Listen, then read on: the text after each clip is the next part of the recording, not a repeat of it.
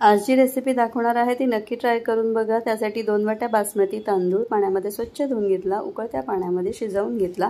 2 cup दह्यामध्ये चमचाभर साखर घालून ते व्यवस्थित क्रीमी टेक्स्चर येईपर्यंत फेटून घेतलं आणि त्यानंतर पॅन मध्ये घेतलं आहे तेल। त्यामध्ये 7 ते 8 काजू घातले आहे, चमचाभर उडीद डाळ आणि मुठभर शेंगदाणे घालून खरपूस असं परतून घेतलं आहे।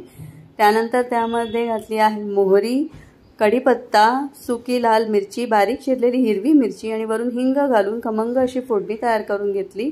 आता शिजवलेल्या भातामध्ये दही घालून ते व्यवस्थित एकजीव करून घेतलं। त्यानंतर त्यामध्ये थोडंसं आलं किसून घातलं, कोथिंबीर बारीक चिरलेली घातली आणि चवीपुरतं मीठ घालून ते एकजीव करून घेतलं।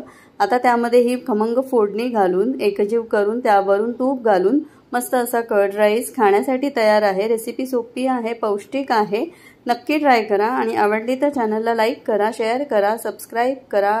Thank you.